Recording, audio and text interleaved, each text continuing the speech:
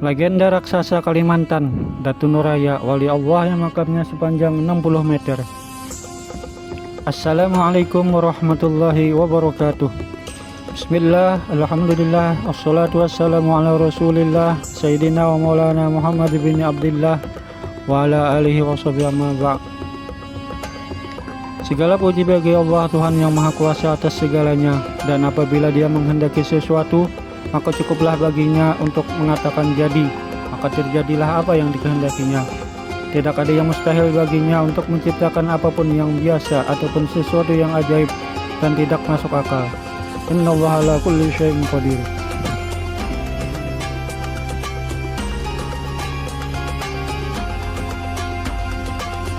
Sobat kaum muslimin yang dirahmati Allah, atau siapapun Anda yang kebetulan menyaksikan video kami kali ini,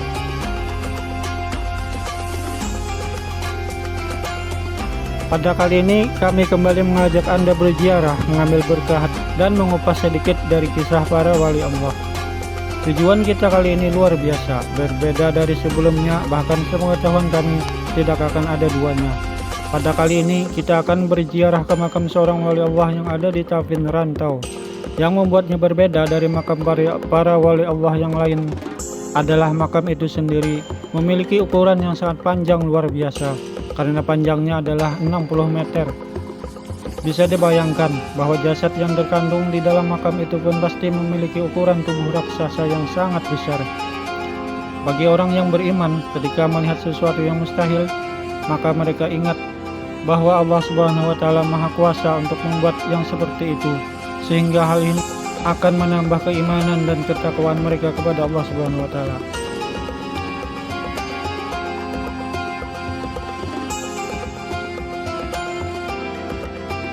Bagi para peziarah atau bagi kalian yang penasaran dengan makam luar biasa ini, kalian dapat menuju makam Datu Nuraya yang beralamat di Kabupaten Tapin Rantau. Dari Bandara Samsudin Nur, Kota Banjarbaru, membutuhkan waktu sekitar 2,5 jam. Jarak tempuh dari bandara ke lokasi makam diperkirakan antara 60-70 km.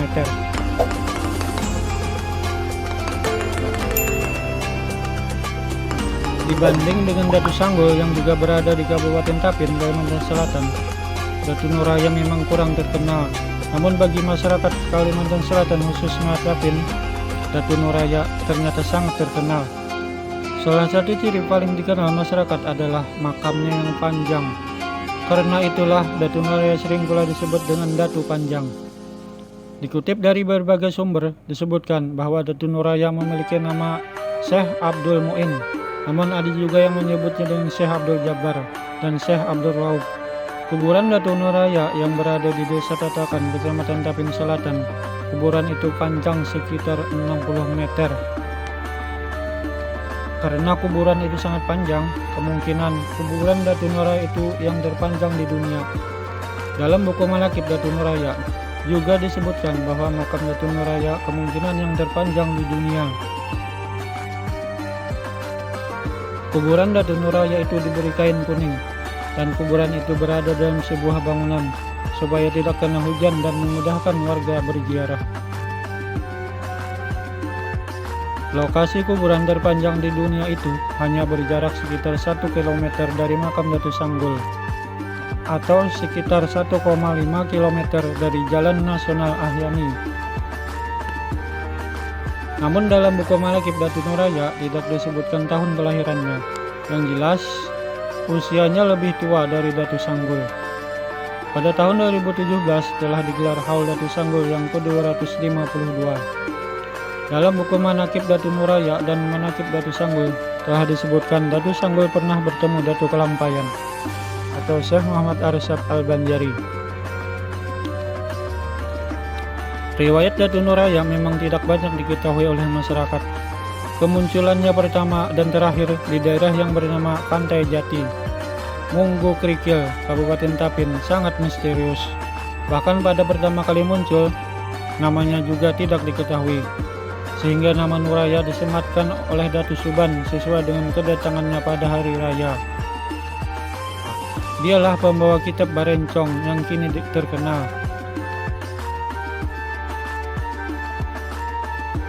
Legenda Datu Nuraya beredar dari mulut ke mulut. Kini dia bermakam di Pantai Jati, Munggu Kerikil, Kabupaten Tapin, Kalimantan Selatan. Datu Nuraya juga dikenal dengan nama Syekh Abdul Muin. Sebagian ada pula menyebut Syekh Abdul Jabar serta menyebut Syekh Abdul Rauf.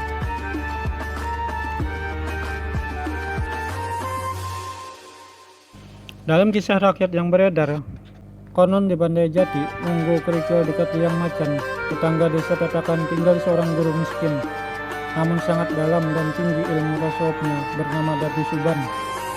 Karena kemiskinannya, Datu Suban hanya makan singkong setiap hari. Pada saat lebaran hari raya, Datu Suban kedatangan 13 muridnya, yaitu Datu Murkat, Datu Taming Karsa, Datu Niang Talib, Datu Karipis, Datu Ganun, Datu Argih, Datu Ungku, Datu Labai Duliman, Datu Harun, Datu Arsananya, Datu Rangga, Datu Galuh Diang Bulan, dan Datu Sanggul.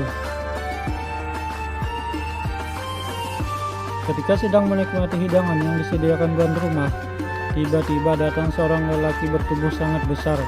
Serta merta terkejut mereka dan segera mengambil tombak dan parang untuk menghadang orang tersebut. "Assalamualaikum warahmatullahi wabarakatuh," kata orang besar sambil mendekat. "Waalaikumsalam warahmatullahi wabarakatuh," jawab para datu yang tengah berkumpul. Lalu Datu Suban berkata kepada murid-muridnya bahwa orang yang memberi salam itu insya Allah akan berniat baik dan tidak membahayakan mereka. "Maaf, siapa saudara yang datang dan dari mana asalmu serta apa maksud saudara?" tanya Datu Suban. Si raksasa hanya menjawab dengan ucapan zikir la ilaha illallah. Setiap Datu Suban bertanya, selalu dijawab dengan kalimat tauhid la ilaha illallah hingga 7 kali ditanya dan dijawab dengan 7 kali zikir tauhid itu. Setelah 7 kali zikir tersebut, tiba-tiba raksasa itu ambruk dan tidak bergerak. Lalu para datu menghampiri dan memeriksanya. Ternyata orang besar itu telah meninggal dunia. Serempak mereka berujar, "Inna lillahi wa inna ilaihi rajiun."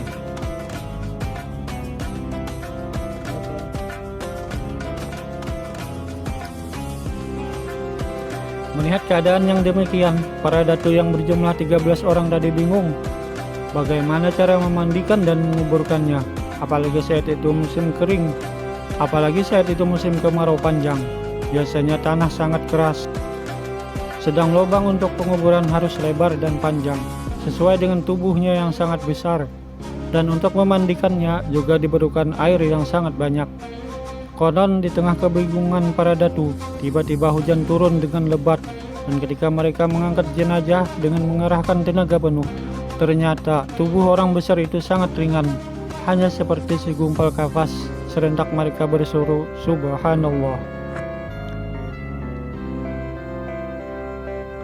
Sebelum mereka membersihkan mayat itu, Datu Suban menemukan sebuah tas selempang dari dalam pakaiannya. Setelah membukanya, ternyata terdapat sebuah kitab yang akhirnya dikenal dengan sebutan Kitab Barencong.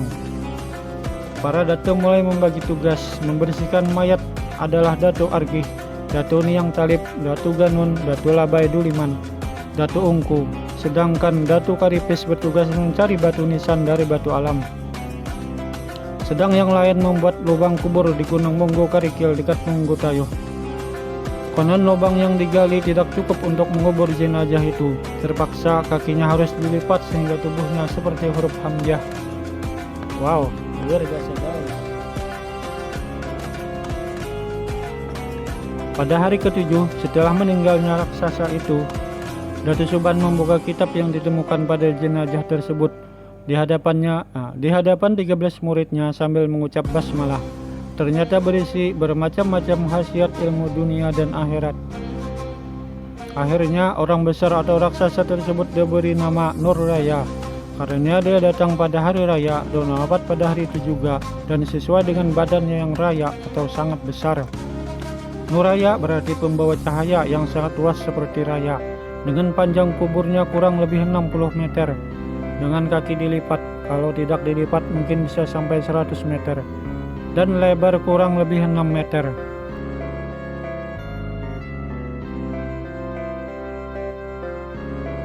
Setelah para datu meninggal, tidak ada yang mengetahui di mana letak makam Datu Nuraya.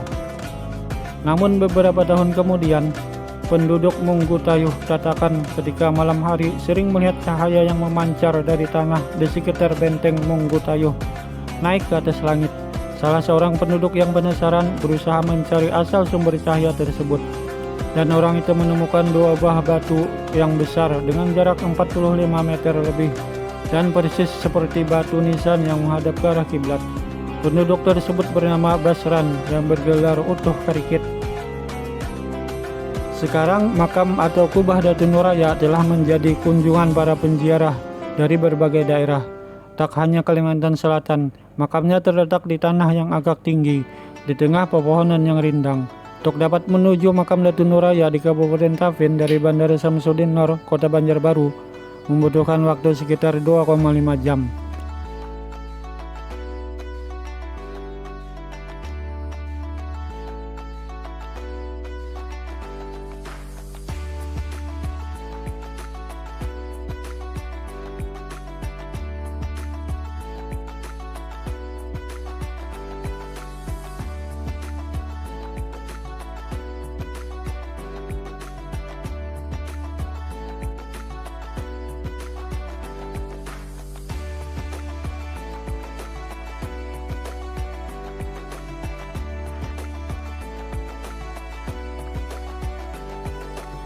Nah, para sahabat di mana saja berada, demikianlah perjalanan wisata religi kita kali ini. Semoga dengan mengetahui riwayat wali Allah tadi menambah kecintaan kita kepada mereka dan semakin memperkuat keimanan kita kepada Allah Subhanahu wa taala, yang mana Allah itu Maha Kuasa atas segala sesuatu. Sampai jumpa pada video menarik kami lainnya. Wassalamualaikum warahmatullahi wabarakatuh.